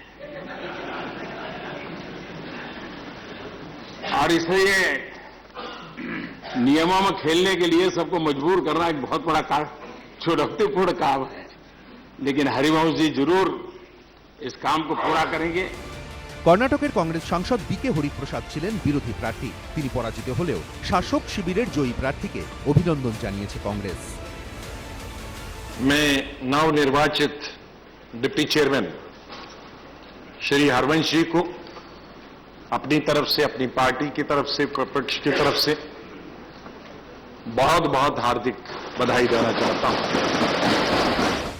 রাজ্যসভার চেয়ারম্যানের পর এবার ডেপুটি চেয়ারম্যান পদেও শাসক দলের জয় 2019-এর লোকসভা নির্বাচনের আগে নিঃসন্দেহে তাৎপর্যপূর্ণ। বিজেন্দ্র সিংহ, এবিপি আনন্দ, নয়াদিল্লি। শঙ্করবাবু, বিরোধীদের ধাক্কা এ নিয়ে কোনো সংশয়ের জায়গাই নেই। সেই রাজ্যসভায় যেখানে একটা বিল পাশ করতে গেলে মোদী সরকার, কংগ্রেস বা অন্যান্য বিরোধীদের পাশে পেতে হয়, প্রথম ধাক্কা হচ্ছে আপ এবং বিজেপির সম্পর্ক। মানে দিল্লিতে রসিকতা চলে যে রাস্তার বেড়ালরাও জানে প্রতিদিন সুপ্রিম কোর্ট বা হাইকোর্টে একটা করে মামলা হয় আপ বনাম বিজেপি। সেই আপ ভোটদানে বিরত হলো এবং আপ পরিষ্কার বলেছে যে রাহুল গান্ধী সবার সঙ্গে আলোচনা করছেন, আমাদের সঙ্গে করলেই হতো না। তো বিরোধীদের ধাক্কা, আমি পরপর কেন ধাক্কা বলছি আসবো সেই ইয়েতে। আপনাকে আমি বলি যে আজকের এই রাজ্যসভার ডেপুটি চেয়ারম্যান নিয়ে যেমন আমরা আশাহত নয়, আমরা খুব ভেঙে পড়ারও বিষয় নয়, ঠিক যেমন ভাবে পাবলিক অ্যাকাউন্টস কমিটিতে যে যখন জিতেছিলাম, যখন জিতেছিলাম তখনও আমাদের আহ্লাদে আটকানোর কোনো ব্যাপার ছিল না। আমাদের লক্ষ্যটা 2019-এ মানুষকে একত্রিত করার লক্ষ্য। আপনাকে আমি এর আগে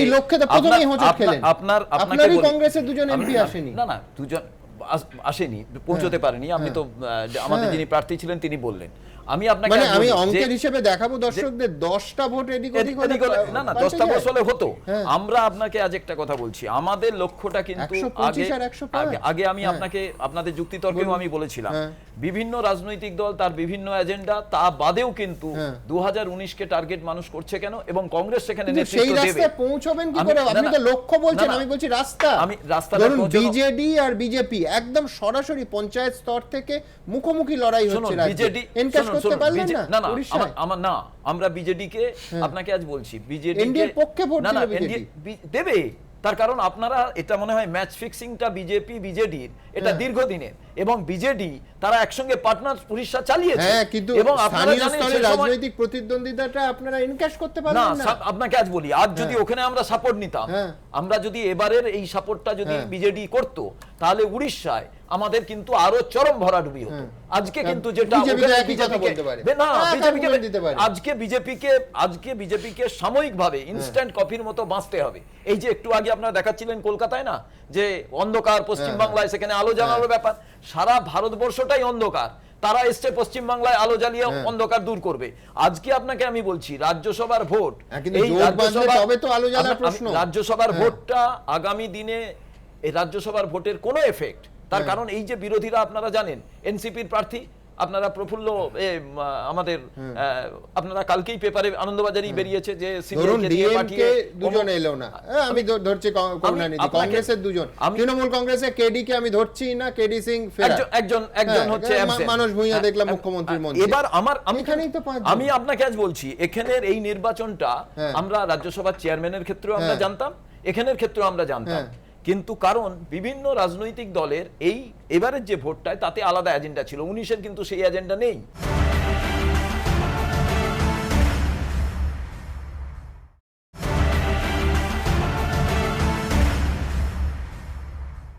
বিভিন্ন রাজনৈতিক দলের এই এবারের যে ভোটটায় তাতে আলাদা এজেন্ডা ছিল, 19-এর কিন্তু সেই এজেন্ডা নেই।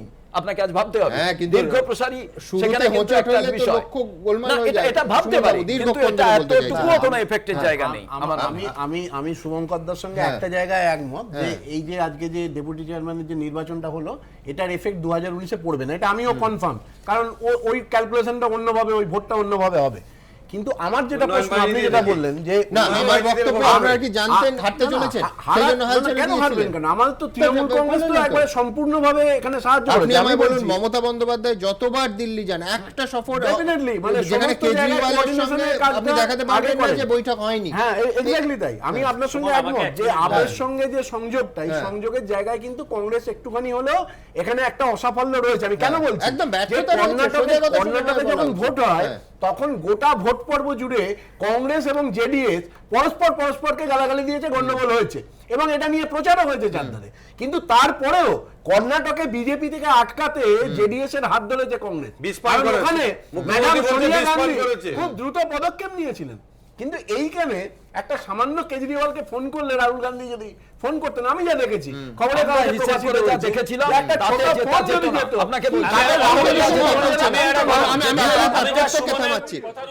আমি যাবো, আমি বিমলদার কাছে যাবো, কিন্তু দেবনাথ বাবু আপনি আমার শুধু এইটা বলুন, সেটা হচ্ছে এই নবীন পটনায়ক, এই কেজরিওয়াল, এই কে চন্দ্রশেখর সরাসরি বিজেপিকে ভোট দিচ্ছেন। কিছুদিন আগে সেকুলার ফ্রন্টের কথা বলছিলেন, ফেডারেল ফ্রন্টের কথা বলছিলেন, মমতা বন্দ্যোপাধ্যায় নবীন বাবুর সঙ্গে গিয়ে দেখা করে এলেন। আমি বলছি এটা ধাক্কা। আমি শুভঙ্কর বাবুর সঙ্গে একমত নই যে এটা শুধু রাজ্যসভার ডেপুটি চেয়ারম্যান নির্বাচনের বিষয়। আমিও কিন্তু 8 মাস পর আমিও কিন্তু শুভঙ্কর বাবুর সঙ্গে একমত নই। এটাকে এভাবে ছেলে খেলা করলে হবে না। আজকে যেখানে উনি তো আজকে পরিষ্কার কংগ্রেসের বলল 8 জন পৌঁছাতে পারেনি, তাহলে কেন পারেনি? 8 জন উনি তো বললেন, তাহলে 8 জন যদি হতো তাহলে 117 113 হতো। কিন্তু আমার সেই তৎপরতা যদি আজকে না থাকে, আপনার সঙ্গে আমি একমত, কিন্তু morality is of the highest importance.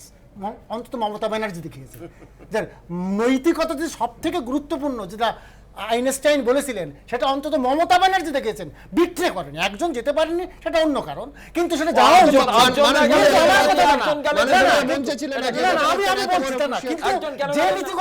কিন্তু কংগ্রেসের দুজন অনুপস্থিত, নিজেই বলছেন 8 জন আমাদের পৌঁছতে পারে না। আমি জানি না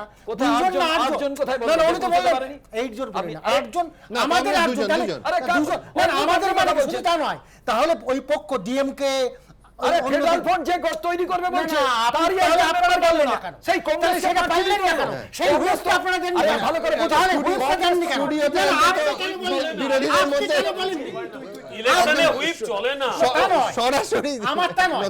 তাহলে আপকে কেন বলা হলো? আজকে যদি ডগমেসি যদি কি হতো না, দরকার নেই। কিন্তু আমার কথা হচ্ছে কম্পিটিশন যদি হচ্ছে, শুধু 1-2 তে তফাৎ আলাদা কথা, 5 আর দেখা যাচ্ছে 25। শুধু কম্পিটিশন নয়, আমি আপনাকে ফিগারটা বলছি, এক সেকেন্ড আমি বিমলদের কাছে যাব। আমি বলছি 10টা ভোট, একদম পরিষ্কার অঙ্কের হিসেব, 10টা ভোট, হ্যাঁ 105 এবং 125, হ্যাঁ 10টা হলে আপনি এদিকে বিজেডির 9 এবং আপের 3 আপনি ঘুরিয়ে দিন। এনডিএ তো বিজেপিকে ভোট দেয়নি। না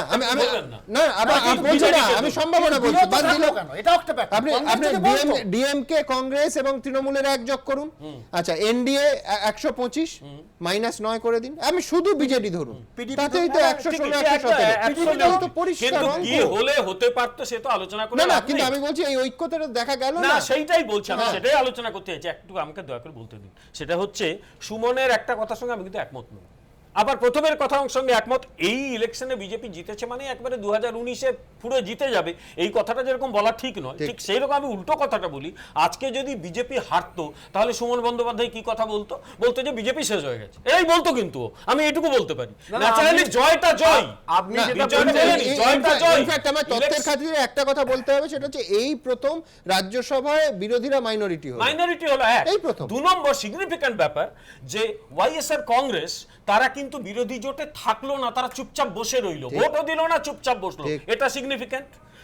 বিজু জনতা দল এটা ঠিকই লোকসভা নির্বাচনে তার সঙ্গে বিজেপির লড়াই হবে, তারাও কিন্তু চুপ করে বসে রইলো। 3 নম্বর হচ্ছে, আমি বলতে অন্য কারণে বলছি, তেলেঙ্গানার যে টিআরএস তারা কিন্তু প্রকাশ্যে বিজেপির সঙ্গে চলে গেল। আমি অন্য জিনিসটা আলোচনা করতে চাইছি, সেটা হচ্ছে মমতা বন্দ্যোপাধ্যায় একটা চেষ্টা করছেন যে ফেডারেল ফ্রন্ট তৈরি করা। ফেডারেল ফ্রন্ট মানে একটা ফেডারেল সিস্টেমে সবকটা আঞ্চলিক দলগুলোকে নিয়ে কাছাকাছি আনা এবং কংগ্রেসকেও নিয়ে আসা, এটাই হচ্ছে তার প্রধান লক্ষ্য। কিন্তু এই যে আজকেই যা গতিক দেখলাম তাতে আমার মনে হচ্ছে ফেডারেল ফ্রন্ট একটা ওয়াইল্ড গিস চেজই থেকে যাবে। কারণ এই সমস্ত রাজনৈতিক দলগুলোকে একটা ছাতার তলায় এনে 1:1 ফাইট করাটা অন্তত যদি আজকেরটা কোনো ইন্ডিকেশন হয়। 105 জনকে যে একত্রিত করা, তার মধ্যে অন্য অনেক দল, আপনি উত্তরপ্রদেশের যেগুলো আমরা বলে থাকি, তার মানে বিএসপি, তারপরে তোমার এসপি, তারপরে বিহারের লালু প্রসাদ, এতগুলোকে যে এক করতে পেরেছে এটাও একটা ইনস্ট্যান্স। আর গুলো শুনুন, কিছু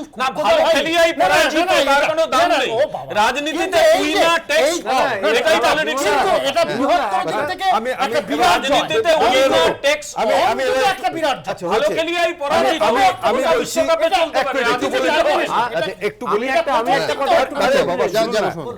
আমি একটাই জিনিস বলছি যে প্রত্যেকটা ফেলিওর থেকেই তো একটা করে শিক্ষা নেওয়ার জিনিস আছে। তাহলে এই যে ধরলাম এখানে হচ্ছে আমাদের হচ্ছে বিরোধীরা হারলেন, কিন্তু এখানে সাফল্যের জায়গায় দেবনারায়ণ বাবুর সাথে আমি একমত যে 50 মানে কংগ্রেসের হাউসের সংখ্যাটা 50, সেটা 105-এ গিয়ে পৌঁছেছে।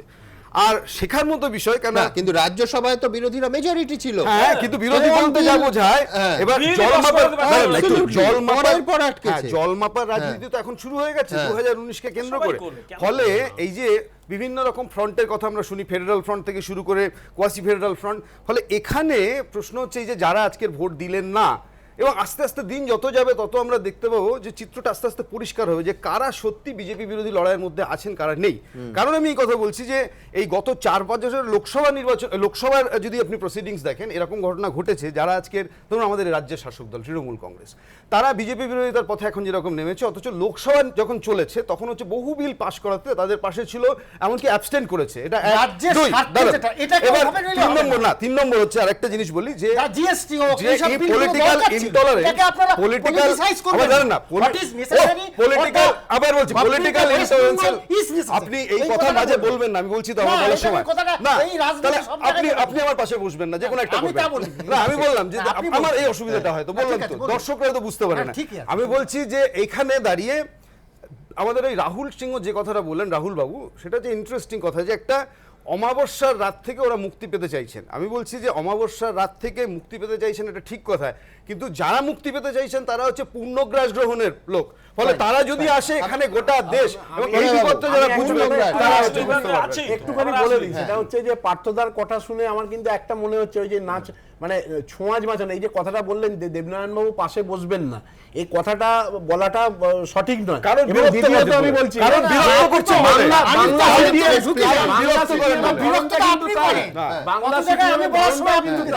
যে আপনি দেখবেন পিনারাই বিজয়ন, মমতা বন্দ্যোপাধ্যায়ের ডাকে একসঙ্গে সাংবাদিক সম্মেলন করতে পারেন, কিন্তু এখানে সুজন চক্রবর্তী বা মোহাম্মদ সেলিমকে একটা তৃণমূলের বিরুদ্ধে ফুট কাটতেই হয়। আমি জাস্ট একটা কথা বলছি যে ওয়াইএসআর কংগ্রেস নিয়ে একটা কথা আপনাকে মাথায় রাখতে হবে, ওয়াইএসআর কংগ্রেস কাদের নিয়ে কথা বলছেন আপনারা? What is their role today? আপনি ফেডারেল ফ্রন্ট কাদের কথা বলছিলেন? What is their role? এটা ইউনিফিকেশনের কথা, বিজেপি বিরোধী আপনাদের একাধিকবার জিএসটি বিল এসে আটকে গেছে, সেই রাজ্যসভায় আপনারা আজকে সংখ্যাগরিষ্ঠ। দেখুন এই অনুষ্ঠানটা যারা দেখলেন তারাই বুঝতে পারছেন 2019-এর যেদিন রেজাল্ট বেরোবে এরকম উত্তপ্ত আরেকটা জিনিস দেখবেন, তখন এই বিরোধী দল নিজেদেরকে বলবে। এত নিশ্চিন্ত হবেন না, একদম নিশ্চিত, কারণ রাজ্যসভার এমপিরা বুঝতে পেরেছে যে ভারতবর্ষে মোদি ছাড়া গতি নেই। ওই যত ফেডারেল ফ্রন্ট হবে, যেদিন বাংলা থেকে তৃণমূল কংগ্রেসের নেতারা বলতে শুরু করেছেন যে বাঙালি প্রধানমন্ত্রী চায়, অন্যান্য রাজ্যের যারা আছেন তারা শঙ্কিত যে পশ্চিমবঙ্গে 34% ভোট হয় না, যেখানে গণতন্ত্রকে ধ্বংস করা হয়, তারা যদি প্রধানমন্ত্রী হন তো তাদের রাজ্য গণতন্ত্র ধ্বংস হবে। অতএব তারা শঙ্কিত,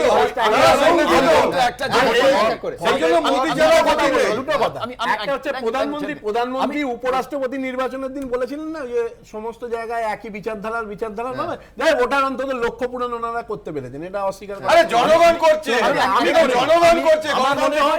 আমি পশ্চিমবঙ্গবাসী হিসেবে আমি কংগ্রেস করলেও আমি চাই রাহুল গান্ধী প্রধানমন্ত্রী হোক, কিন্তু মমতা বন্দ্যোপাধ্যায় যদি ভারতবর্ষের প্রধানমন্ত্রী হন, আমি জ্যোতি বসু হলেও আমি তাকে সমর্থন করতাম।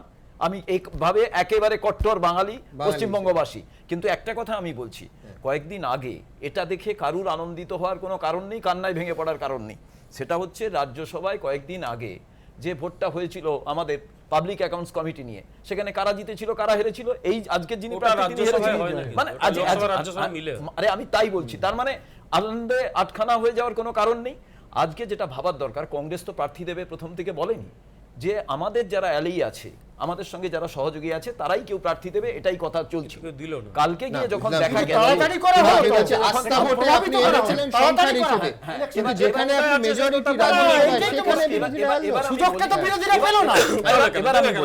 আমাকে কিন্তু 2019-এর কিছু জিনিস মাথায় রাখতে হচ্ছে, যে কালকে 2019-এ ইউপিএটা যে তৈরি হবে, তৃতীয় ইউপিএ তৈরি হবে, সেই তৈরি করতে গেলে আমাদের কারা কারা ইউপিএতে কোন সময় থাকবে, ভাবার কারণ নেই। আপনি আপনাকে আজ বলছি, যারা সাপোর্ট করেছে যারা সাপোর্ট করেনি, আজকে যারা সাপোর্ট করেছে যারা সাপোর্ট করেনি, আমরা আপনাকে কে বলেছে যে টিআরএস আমাদের সঙ্গে এসে সব করবে? তারা তো প্রথম থেকে তাদের ভূমিকা পার্লামেন্টের ভেতরে কি ছিল, ফ্লোরের ভেতরে আছে। আমরা কিন্তু একটা কথা আমরা এটা জানতাম, যত দিন যাবে এটা আরো বাড়বে, জিতবে। তার কারণ এজেন্সিগুলো এই পর্যন্তই ওনাদের হাতে আছে, 2019-এ এজেন্সিটা ওনাদের হাতে থাকবে না। বড় বড় আপনাদের এমপিরা এজেন্সিকে কেন এজেন্সিকে চলে এসেছে? আবার বলুন রচনা হওয়ার আগে আমি শুধু এইখানেই শেষ করতে চাই যে আমি জানি না যে শুভঙ্কর বাবু বলছেন যে এর সঙ্গে 19-এর কোনো সম্পর্ক নেই, প্রণয় বাবু বলছেন যে 19-এর জয়ের এটাই সূচনা।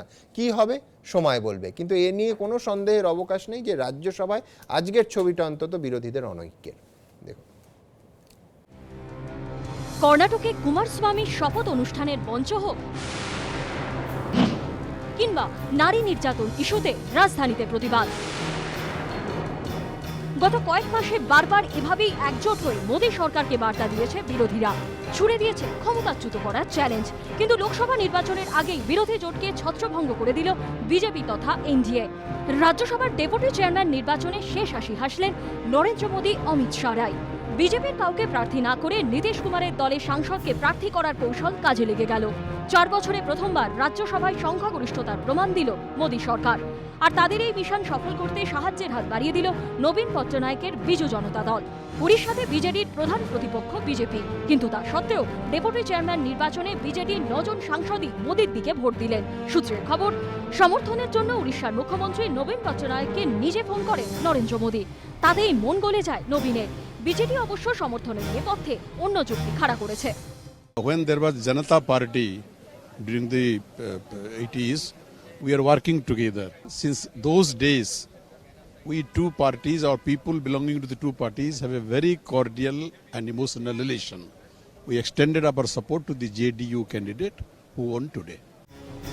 এরকমই আরও একটা ফোন কলও এনডিএকে জয় পেতে সাহায্য করল। বিজেপি কৌশলে রাজ্যসভার ডেপুটি চেয়ারম্যান পদে প্রার্থী করে শরিক দল নীতিশ কুমারের জেডিইউ এর সাংসদ হরিবংশ নারায়ণ সিংহকে। এরপরে নীতিশ কুমার সমর্থন চেয়ে নিজে ফোন করেন কেজরিওয়ালকে। নিটফল, কট্টর মোদী বিরোধী হলেও কেজরিওয়ালের 3 সাংসদ ভোটদানে বিরত থেকে পরোক্ষে মোদী, অমিত শাহকে জিততে সাহায্য করে দিলেন। কিন্তু যে কেজরিওয়ালের সঙ্গে মমতা বন্দ্যোপাধ্যায়ের সখ্য সর্বজন বিদিত, যিনি রাষ্ট্রপতি নির্বাচনেও কংগ্রেসের প্রার্থীকে সমর্থন করেছিলেন, তিনি এবার বিরোধী ঐক্যে ভাঙন ধরালেন কেন? वोट चाहिए आम आदमी पार्टी का, तो कम से कम राहुल गांधी को अरविंद केजरीवाल जी से बात करना चाहिए। हम आपको समर्थन देने के लिए तैयार हैं। लेकिन अगर आपके मन में इतना अहंकार है, इतनी तंगदिली से आप राजनीति करेंगे, देश चलाने के लिए दिल बड़ा रखना पड़ता है। কংগ্রেসের যে বক্তব্য সেই বক্তব্য খুব স্পষ্ট এবং লাইক মাইন্ডেড পার্টি যারা বিজেপিকে হারাতে চায় তারা যদি এক না হয় সেটা তাদের ব্যাপার। তারা হয়তো মনে করছে যে এই মুহূর্তে নরেন্দ্র মোদীর সঙ্গে বেশি সংঘাতে গিয়ে বেশি সংঘর্ষে গিয়ে লাভ নেই, কারণ আমাদের বিপদ হতে পারে, মানিয়ে ঝুলিয়ে চলবো কিনা, নানা রকমের অঙ্ক রিজিনাল পার্টিগুলো থাকতে পারে। জম্মু কাশ্মীরে বিজেপির সদ্য প্রাক্তন শরিক মেহবুবা মুফতি বিজেপির 2 সাংসদও ভোটে অংশ নেয়নি। অন্ধ্রপ্রদেশের নানা ইস্যুতে যারা প্রায় রোজই মোদী সরকারকে আক্রমণ করে সেই জগনমোহন রেড্ডির ওয়াইএসআর কংগ্রেসের 2 সাংসদও ভোটদানে বিরত ছিলেন। कांग्रेस का अड़ियलपन व्यवहार और ये अड़ियलपन व्यवहार के कारण ये जो था वो था कि गठबंधन को हम अपनी शक्ति कैसे गठबंधन के माध्यम से दिखाएं, ये थेट्रोलॉजी है। कांग्रेस ने परंपरा को तोड़ा।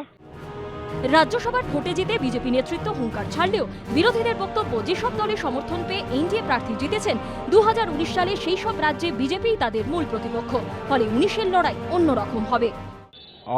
आगे जो चुनाव होगा लोकसभा का, वो लोकसभा चुनाव में चित्र कुछ और होगा, क्योंकि ये जो चुनाव था ये राज्यसभा का डेप्यूटी चेयरमैन पोस्ट के लिए लिमिटेड था। अब जो आगे चुनाव आ रहे हैं वो सारा देश में होगा। যার শেষকৃত্যে যোগ দিতে বুধবার প্রধানমন্ত্রী চেন্নাই ছুটে গিয়েছিলেন সেই করুণানিধির দলের 2 প্রতিনিধি এদিন সংসদে হাজির ছিলেন না। গড় হাজির ছিলেন তৃণমূলের মানুষ ভূঁইয়াও। রাজ্যসভার ভোটাভুটির দিন তিনি হাজির ছিলেন ঝাড়গ্রামের মমতা বন্দ্যোপাধ্যায়ের সভামঞ্চে।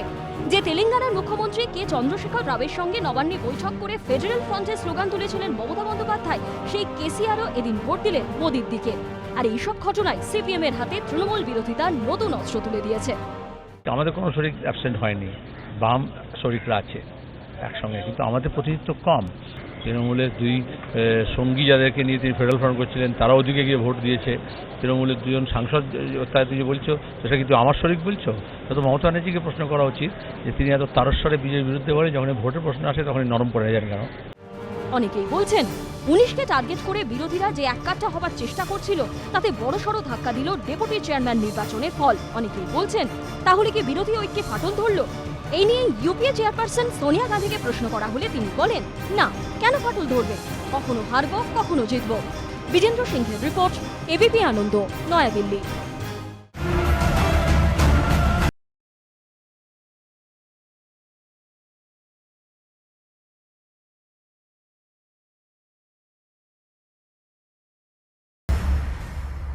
ঘন্টা খানেক সঙ্গে সুমন নিবেদন করছে আধুনিক টিএমটি বার্স, ভরসা হমেশা।